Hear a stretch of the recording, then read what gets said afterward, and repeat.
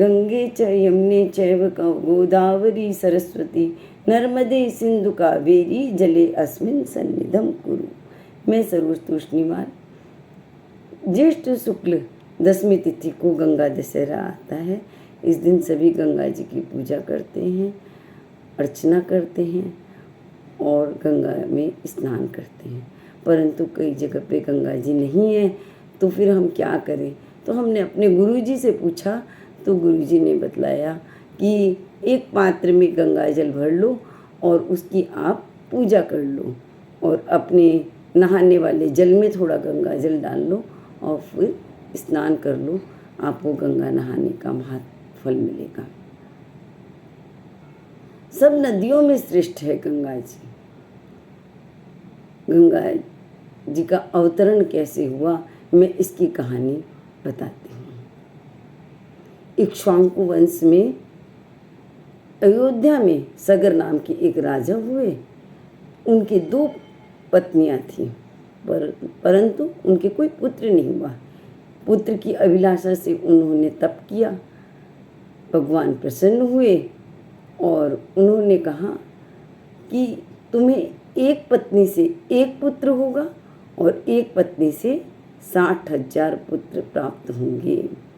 थोड़े दिन बाद में एक पत्नी से एक पुत्र हुआ, उसका नाम असमंजस रखा गया और एक पत्नी से एक तुम्बा प्रकट हुआ।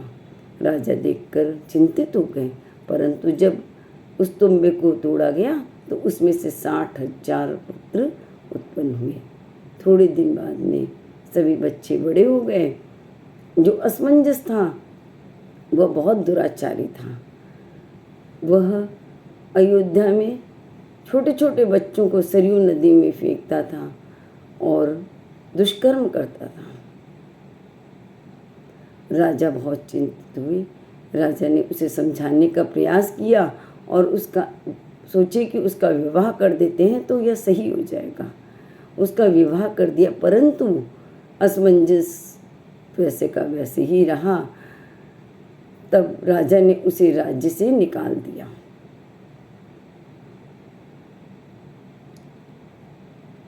असमंजस की पत्नी से एक पुत्र प्राप्त हुआ, उसका नाम था अंशुमान। अंशुमान बहुत धर्मात्मा था और पराक्रमी था। राजा ने एक दिन सोचा कि अश्वमेध यज्ञ करते हैं और अश्वमेध यज्ञ के लिए अश्वमेध का जो यज्ञ का जो घोड़ा था वह पूरे राज्य में घुमाने के लिए छोड़ दिया गया और जो अंशुमान था और वह सैनिकों को साथ लेकर उसके पीछे पीछे चलने लग गया। सभी राज्यों में उस घोड़े को नहीं पकड़ा और सभी ने राजा सगर से मित्रता का हाथ बढ़ाया। यह समाचार इंद्र के पास में पहुंचा। इंद्र का सोचा कि मेरा सिंहासन चला जाएगा। इस डर से वह पृथ्वी पर आया और वेश बनाकर अश्वमेध के यज्ञ को घोड़े को चुराकर कपिल मुनि के आश्रम में बांध दिया। अंशुमान और उसके साथियों को जब वह अश्वमेध का यज्ञ का घोड़ा नहीं मिला तो उसे खोजते खोजते रहे। फिर नहीं मिला तो सगर के पास राजा सगर के पास में पहुंचे और उन्होंने सारा वृत्तांत बतलाया। तब उन्होंने कहा कि 60,000 अपने पुत्रों को बोला कि जाओ तुम सब उसे आकाश में पाताल में कहीं से भी अश्वमेध के यज्ञ के घोड़े को ढूंढ कर लाओ। अब वो 60,000 पुत्र पृथ्वी को खोदने लग गए, जिससे बहुत हिंसा भी हुई और उन्होंने पाताल का रास्ता निकालकर नीचे गए तो देखा कि कपिल मुनि के आश्रम में घोड़ा बंधा हुआ है। तो उन्होंने सोचा कि इन्होंने ही घोड़े को चुराया है। तो कपिल मुनि को अपशब्द बोलने लग गए। फिर कपिल मुनि पर आक्रमण करने लग गए। तो कपिल मुनि ने क्रोध आया और उन्होंने श्राप दे दिया, जिससे वे सब भस्म हो गए।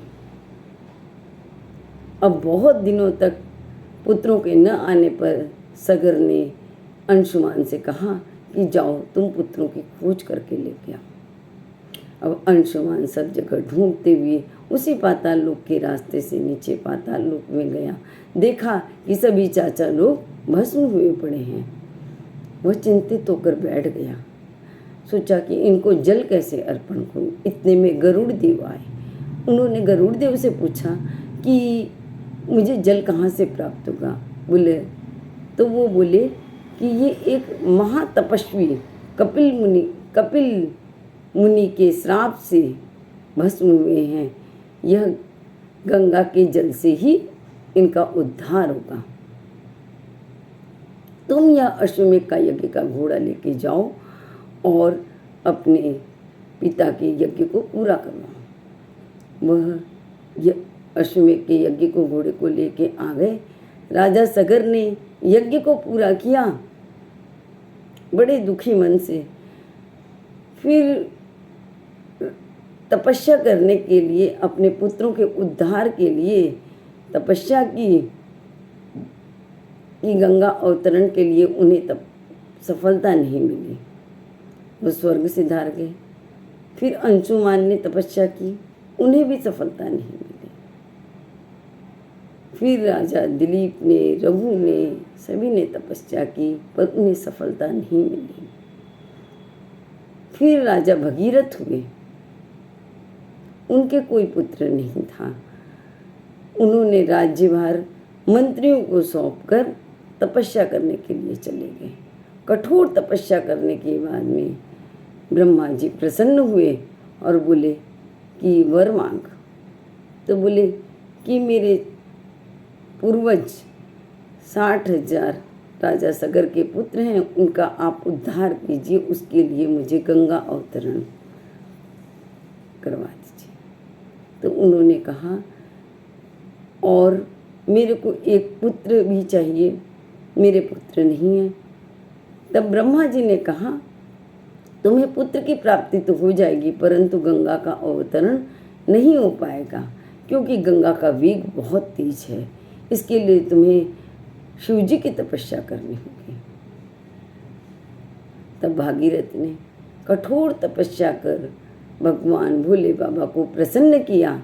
भोले बाबा ने अपनी जटाओं में गंगा को धारण कर पृथ्वी पर उतारा और कपिल मुनि के आश्रम में जो राजा सगर के 60,000 पुत्र थे उनका उद्धार किया।